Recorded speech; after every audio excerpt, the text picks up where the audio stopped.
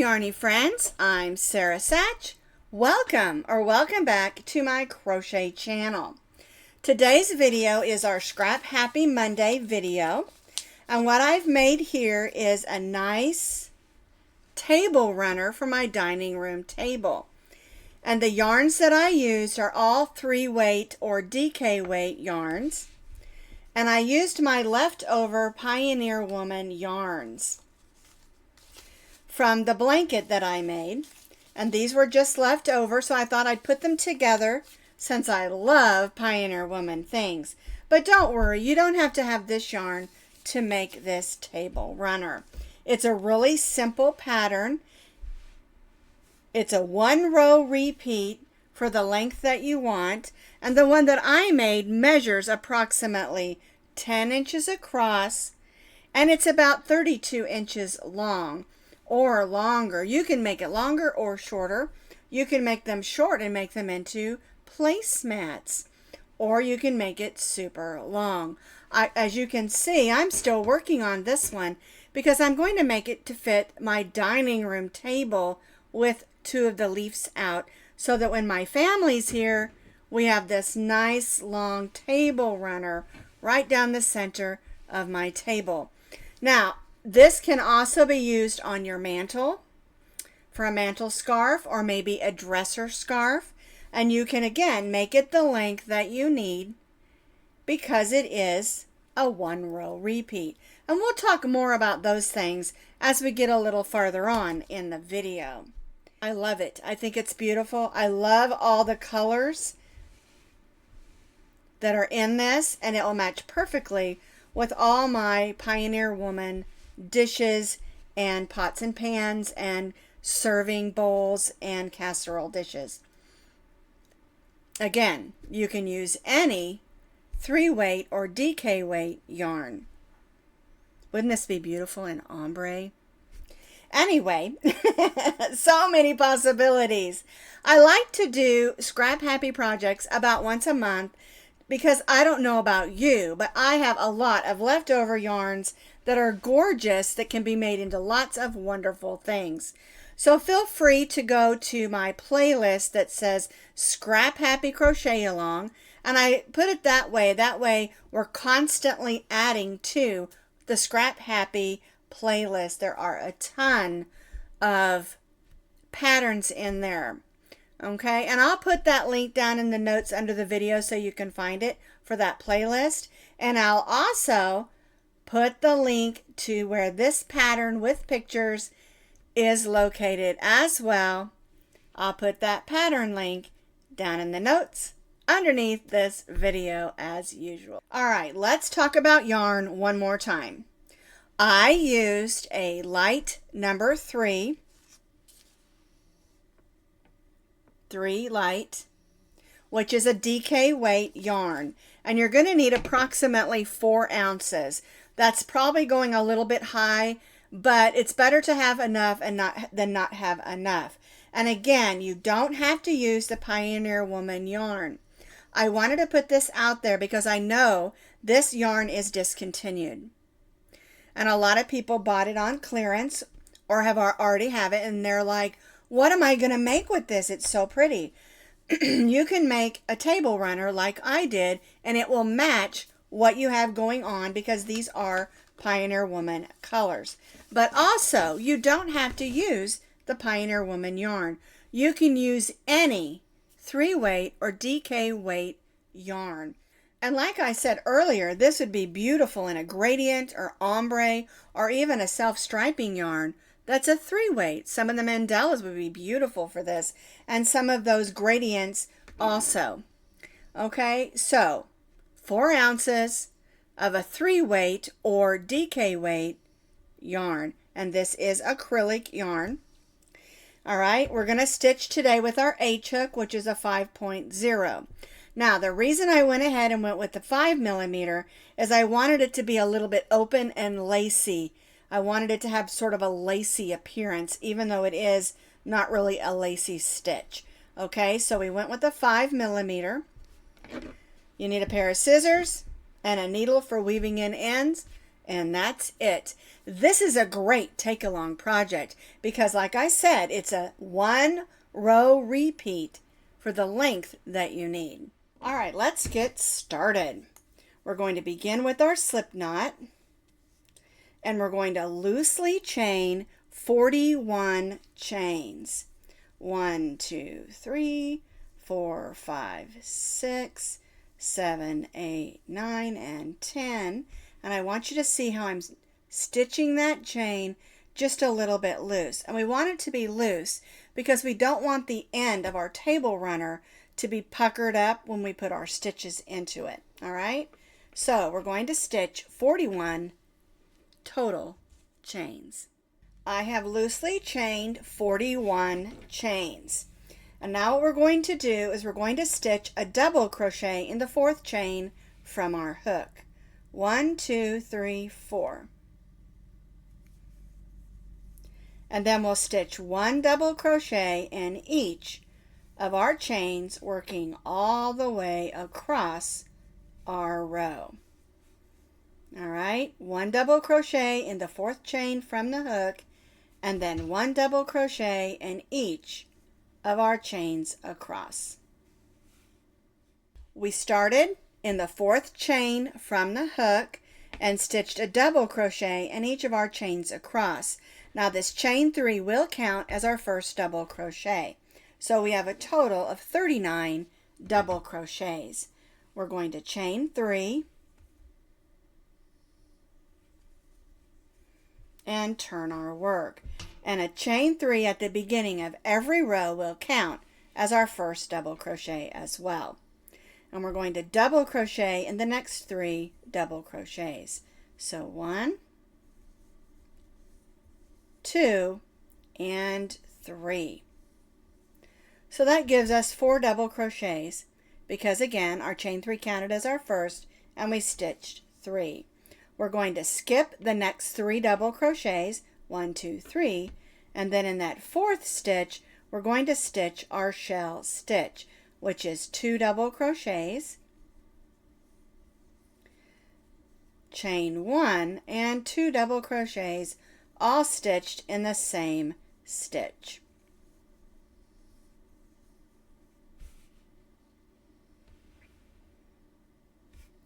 All right, so we're going to skip the next 3, 1, 2, 3, and stitch a shell stitch in that 4th stitch. 1, 2, chain 1, 1, and 2. All right, so we skipped 3, stitched our shell stitch in the next. 1, 2, 3, stitch our shell stitch in the next. And we're going to repeat this until we have 7 shell stitches.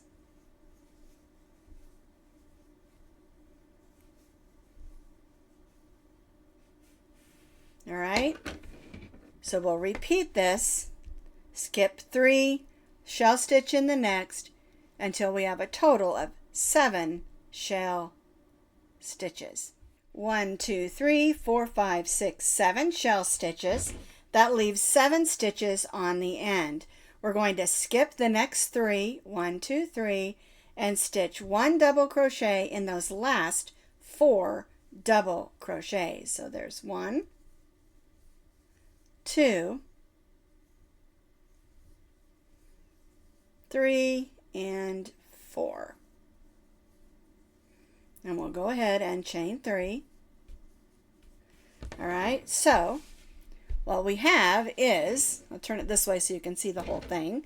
We have 4 double crochets, we have 7 shell stitches, and 4 double crochets.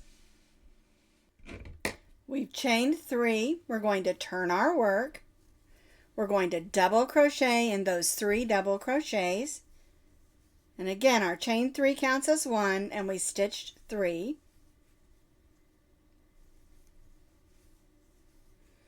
All right, so now we're going to go to that chain 1 space in our shell stitch and stitch a shell stitch, which is 2 double crochets, chain 1, and 2 double crochets.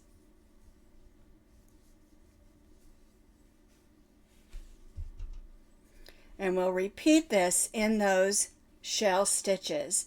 We'll go to each of those chain 1 spaces and stitch a shell stitch, which is again 2 double crochets, chain 1 and 2 double crochets. Isn't that just beautiful? I think it looks lovely.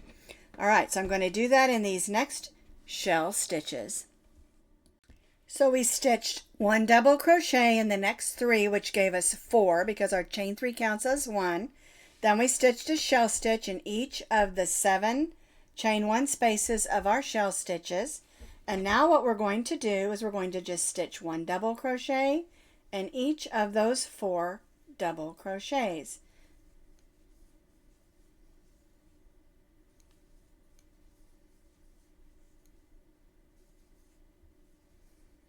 All right, and chain 3.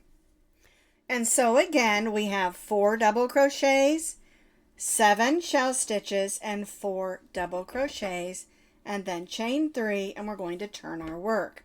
Again, our chain 3 counts as our first double crochet, so we're going to double crochet in the next 3.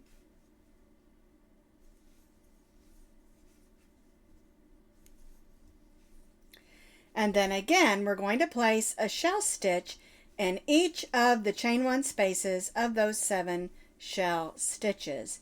And again, 2 double crochets, chain 1, and 2 double crochets. And we'll repeat this all the way across.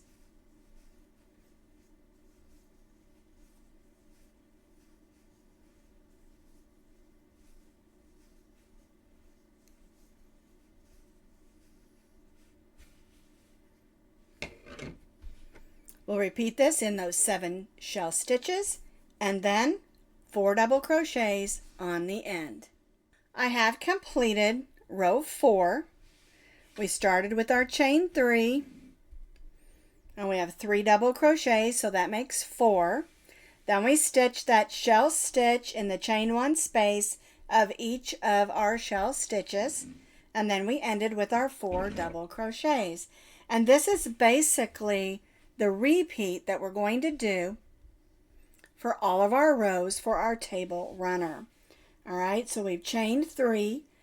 We're going to turn our work and again stitch a double crochet in those 3 double crochets, which gives us 4 because our chain 3 counts as our first.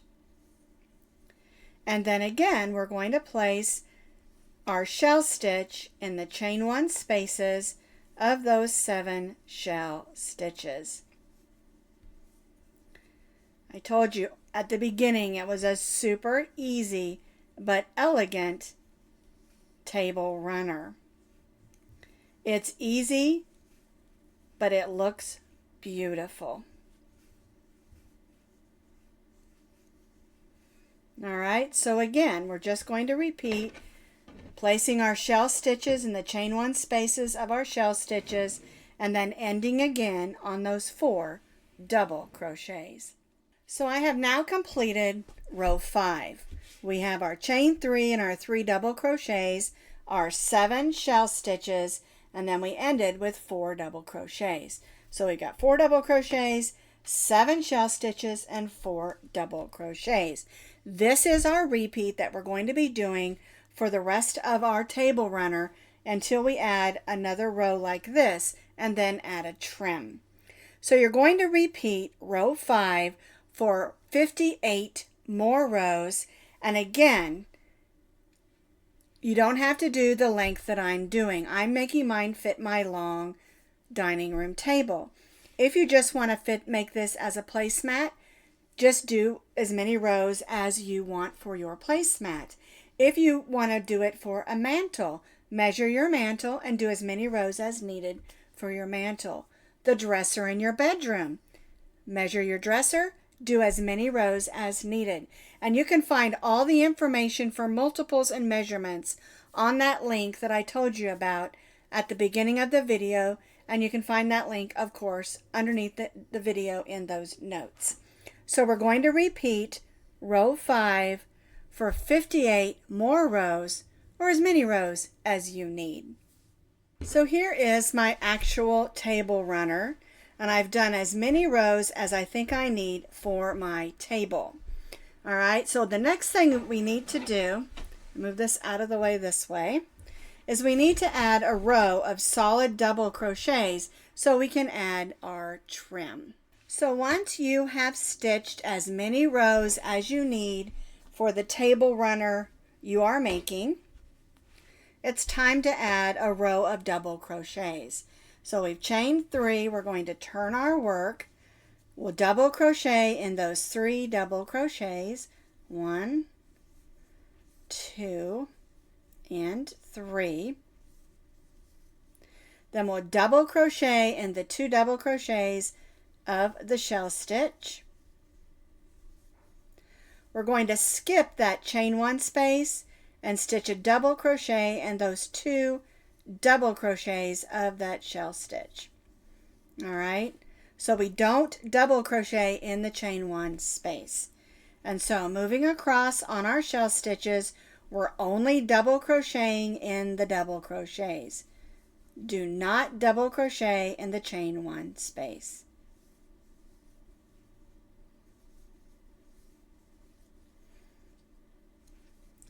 And this will give us a nice row of double crochets to add that fun little trim that we're going to do.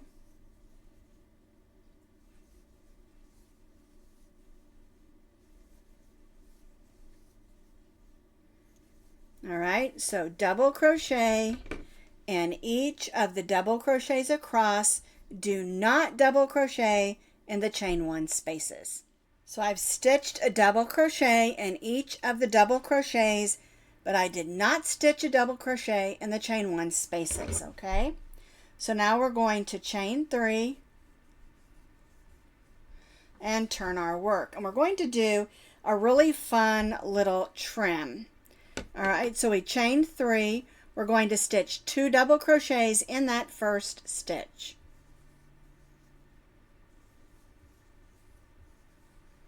All right, we're going to skip the next 2, 1, 2, and slip stitch in the next. All right, chain 3, 2 double crochets in that same stitch.